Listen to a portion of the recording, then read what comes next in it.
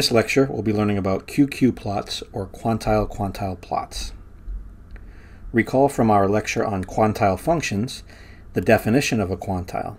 So given a continuous, strictly increasing, cumulative distribution function f, the quantile function of f is the inverse function, f inverse. So the inverse of the CDF. We often denote it by q sub f of alpha for alpha in 0, 1. Recall we could also generalize this to include discontinuous and monotone CDFs by moving to the generalized inverse function of f, but we're sticking with the regular inverse for strictly increasing and continuous CDFs. And recall also that this is the theoretical version of the idea of a percentile. For a QQ plot, we do the following. So we're given a sample, x1 to xn, and we have a quantile function, qf, of alpha, for some probability distribution, capital F. Think of that probability distribution as a postulated distribution that we think fits our data.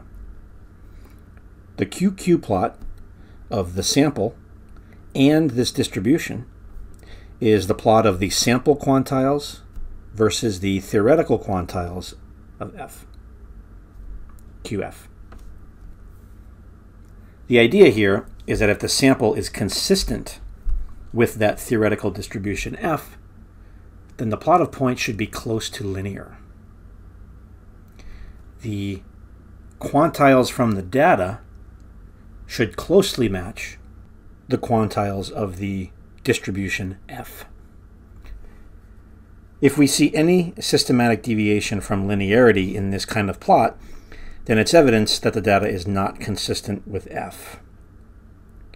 If it appears to be linear, this gives us a heuristic method to identify if the data is consistent with the postulated distribution f. And you have to be careful about what you conclude. The natural conclusion is exactly what is written here, that your sample is consistent with said distribution f. It would be wrong to say the data comes from the distribution f. You can't make a statement quite that strong, but you can make a statement that you have data that is evidence in support of the data possibly coming from distribution f. In order to make this kind of plot, we first need the order statistics. So given a sample x1 through xn, we define the order statistics. We write it this way. So we still have x1, x2 up to xn, but the subscript is in parentheses. And that is a reindexing of the sample such that the first order statistic is less than or equal to the second order statistic up until the nth order statistic. So it's just a reordering of the sample where the xi's are now listed in increasing order. Given the order statistics, if we want the alpha sample quantile, that would be xk, where k is alpha n rounded to an integer value. So it's the sample quantile is roughly xk. To understand this, think about the case where n is 100. And suppose you want the 0.05 or 5% quantile. In that case, k would be alpha n, so we have 100 times 0.05 or 5.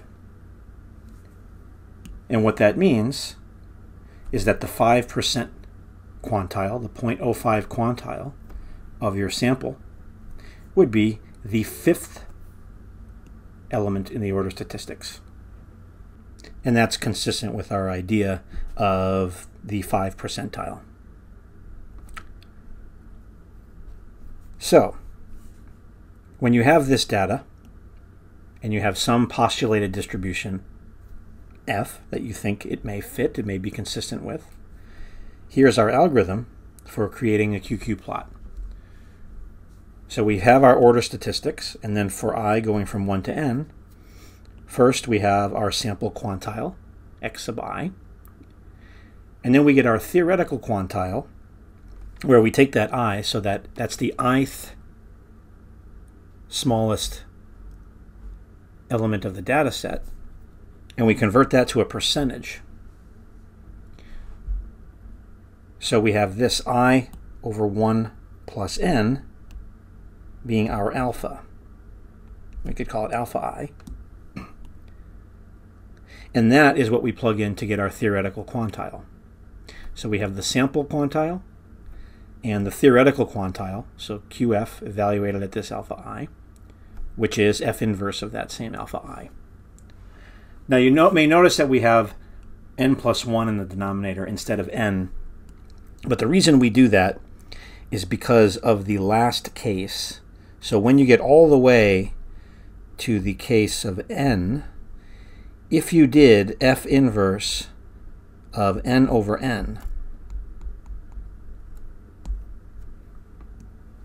then you get an infinite result for many distributions, like the normal distribution. So instead, we make sure that the last entry is n over n plus 1. That gives you your set of points, and so you're plotting your sample quantile, xi, versus your theoretical quantile.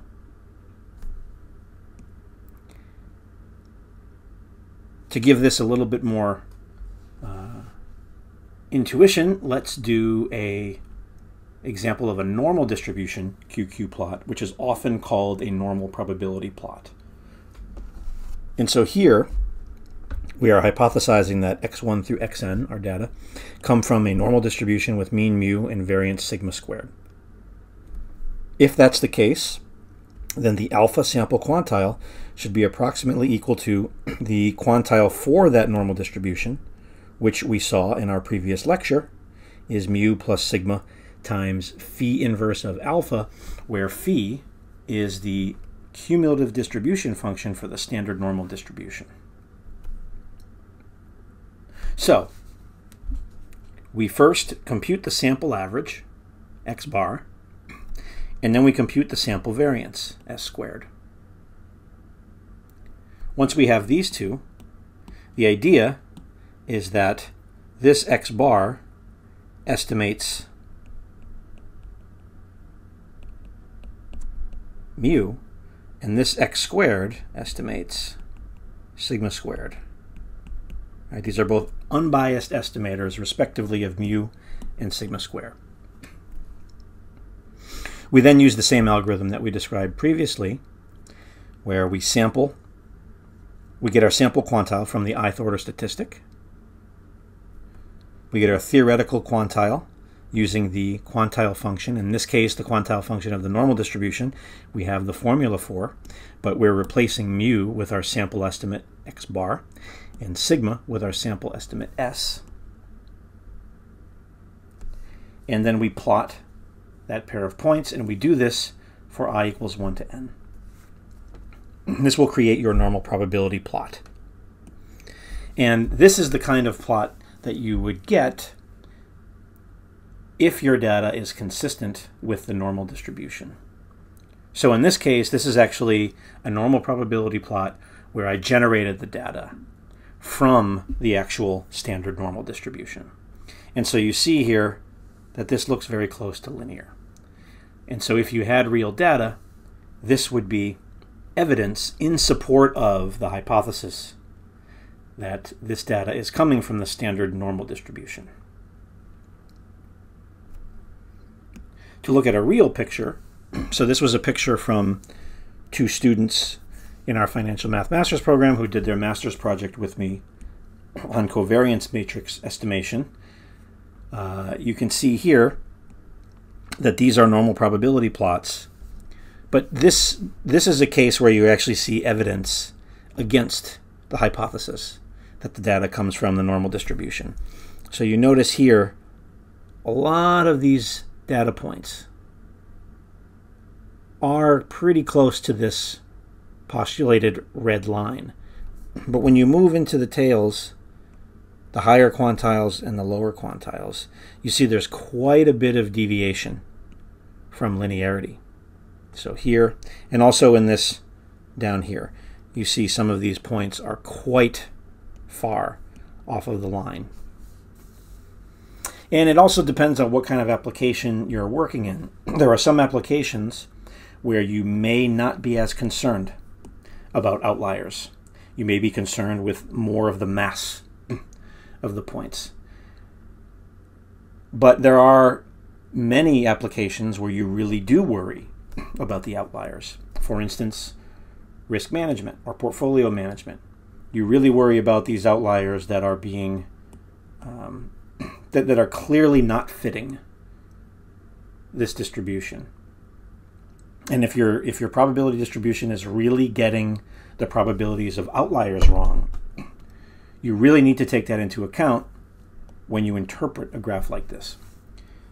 Now, we call this a heuristic method because this isn't something like a hypothesis test, where you give some degree of confidence and then you either reject or accept a hypothesis.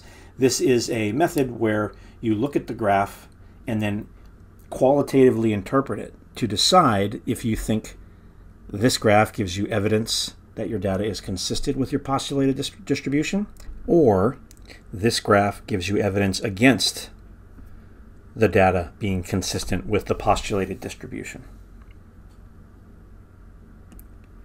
In a case like this, it's quite clear that the evidence is there, that these data points are consistent with the said distribution. But again, here you really have a decision to make. In these plots, the argument is quite strong that this data is not consistent with the distribution.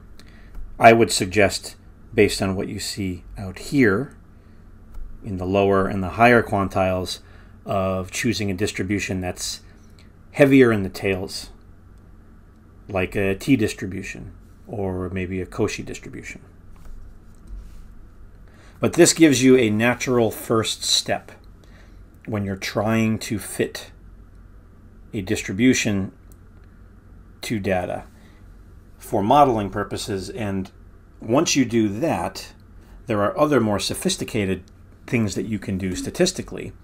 But this is a very natural first step in the process of trying to find a distribution that models the type of sample data that you're looking at.